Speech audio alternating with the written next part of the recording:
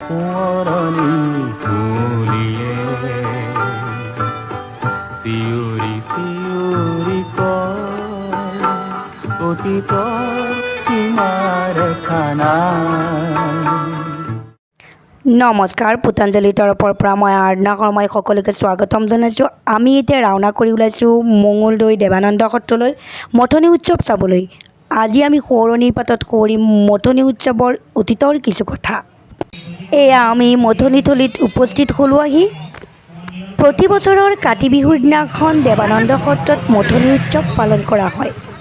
সেই উপলক্ষে ইয়াতে এখন ডাঙৰ মেলা হৈছে। আমি আপোনালোকক মেলাখন দেখুৱাম, কিন্তু তাৰ আগতে গৌতমানন্দ দেৱগোস্বামীদেৱে মথনি উৎসৱ আৰু দেৱানন্দ সত্ৰৰ বিষয়ে কি কয় জানি লওঁ আহক।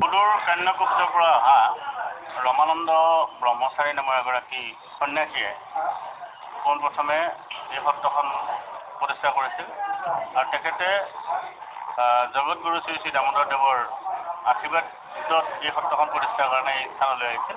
পূৰ্বতে এই সত্ৰখনৰ নাম আছিল হেতমদাৰ বৰ সত্ৰ আৰু এই সত্ৰখন আচলতে আমাৰ এই স্থানত নাছিল। আমাৰ এই সত্ৰখন আছিল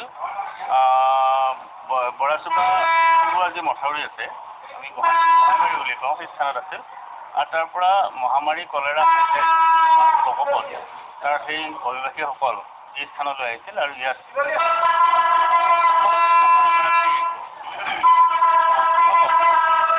সত্ৰ পৰিচালনা ভাৰতী ৰমানন্দ গোস্বামী ইয়াৰ পৰা গুচি গৈছিল আৰু কমলাদেৱৰ পুত্ৰ সতানন্দ গোস্বামী দেৱে এই সত্ৰ পৰিচালনাৰ সম্পূৰ্ণ দায়িত্ব গ্ৰহণ কৰিছিল। তাৰ পৰৱৰ্তী সময়ত সতানন্দৰ পুত্ৰ দেৱানন্দ দেৱগোস্বামীয়ে এই সত্ৰখন পৰিচালনাৰ দায়িত্ব লৈছিল আৰু দেৱানন্দ গোস্বামীৰ সময়ত সেই সময়ত এই সত্ৰখনৰ সৰ্বাধিক উন্নতি হোৱাত সত্ৰৰ গোসাঁই আৰু ভকতসকলে দেৱানন্দ গোস্বামী প্ৰভুক সত্ৰাধিকাৰৰ মৰ্যাদা দি আৰু তেওঁৰ নামেৰে এই সত্ৰখন নামকৰণ হ'ল। পূৰ্বৰ হেতমদা বৰসত্ৰৰ ঠাইত দেৱানন্দ সত্ৰ 1625 খ্ৰীষ্টাব্দৰ কথা। আৰু তাৰ পৰৱৰ্তী সময়ত দেৱানন্দৰ পূৰ্ব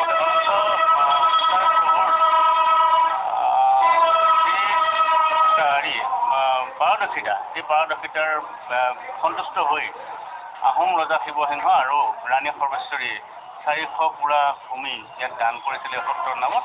আৰু সেই সময়ত এখন তামৰফলি তেখেতসকলে দিছিল ৰজাই, আৰু সেই তামৰফলিখন বৰ্তমান অসম ৰাজ্যিক সংগ্ৰহালয়ত সংগৃহীত হৈ আছে। আৰু দেৱানন্দ গোস্বামী বহু দিনৰ পৰা সত্ৰখনৰ সৰ্বাংগীন উন্নতি হয়। আৰু এই যে মথনি উৎসৱৰ বিষয়টো, মথনি উৎসৱত সাগৰ মন্থন আৰু দধি মন্থন দুয়োটা ইয়াত আচলতে প্ৰতীকী ৰূপত উপস্থাপন কৰা হয়। আৰু সতানন্দ দেৱগোস্বামীৰ দিনৰ পৰাই মথনি উৎসৱ উদযাপন হয় বুলি কথিত আছে আৰু লিখিত গীত পদসমূহত এই কথাটো আমি আভাস পাব পাৰোঁ। সতানন্দৰ দিনত এই সাগৰ মন্থন উৎসৱ আৰম্ভ হৈছিল, যদিও দেৱানন্দ গোস্বামীৰ দিনৰ পৰাই এই দেৱানন্দ সত্ৰত দধি মন্থন আৰু সাগৰ মন্থন উভয়ে আচলতে মথনি উৎসৱ হিচাপে পৰিগণিত হয়। আৰু বৰ্তমানো অসমৰ অন্যতম লোককৃষ্টি, এই কৃষ্টি অসমৰ অন্য কোনো ঠাইত নাই, অকল দেৱানন্দ সত্ৰত আছে।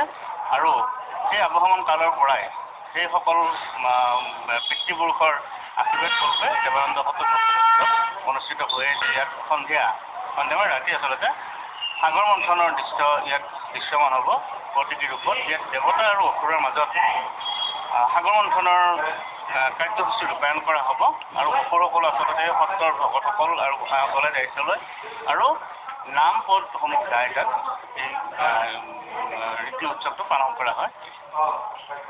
ভূমি কেতিয়া দান কৰিছিল, কিমান চনত ক'ব পাৰি? 1666 খ্ৰীষ্টাব্দত ভূমি দান কৰিছিল। 1625 খ্ৰীষ্টাব্দত। কিন্তু তাৰ আগৰ পৰা আচলতে সত্ৰখন প্ৰতিষ্ঠা হৈছিল যদিও দেৱানন্দ গোস্বামীৰ দিনত যিহেতু সত্ৰখনৰ সৰ্বাংগীন উন্নতি হয় আৰু সত্ৰখন দেৱানন্দ সত্ৰৰ নামেৰে দেৱানন্দ গোস্বামীৰ নামেৰে দেৱানন্দ সত্ৰ হয়। এই কালটো আছিল 1625 খ্ৰীষ্টাব্দ। এয়া হৈছে দেৱানন্দ সত্ৰৰ মন্দিৰ। ভিতৰৰ মণিকূটত স্থাপিত হৈ আছে অনন্ত গোপালৰ বিগ্ৰহ। একালত ইয়াতে ৰূপৰ লক্ষীনাৰায়ণৰ বিগ্ৰহৰ লগতে শালেগ্ৰামো প্ৰতিষ্ঠিত হৈ আছিল, কিন্তু কিছুদিন পূৰ্বে ইয়াক আন এটি মণিকূটলৈ স্থানান্তৰিত কৰা হৈছে। এয়া সেই নতুন মণিকূট য'ত লক্ষীনাৰায়ণৰ বিগ্ৰহ আৰু শালেগ্ৰামক নতুনকৈ প্ৰতিষ্ঠা কৰা হৈছে। এই সত্ৰৰ সৈতে সক্ৰিয়ভাৱে জড়িত ব্যক্তি এগৰাকীয়ে প্ৰকাশ কৰে যে শালেগ্ৰামৰ গাত এটি সৰু ফুটা আছে শালিগ্ৰামক ভালদৰে ধুৱাই পখলাই সেই ফুটাটোৰে চালে লক্ষীনাৰায়ণ দৰ্শন হয় হেনো। সেয়াও প্ৰভুৰ ইচ্ছা।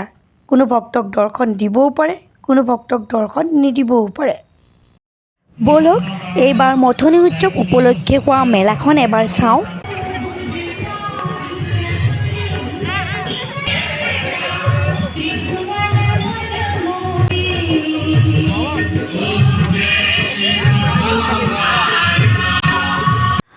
মথনি উৎসৱ আৰু দেৱানন্দ সত্ৰৰ অতীতৰ সোঁৱৰণি সাৱটি ঘৰ আহি পালোহি।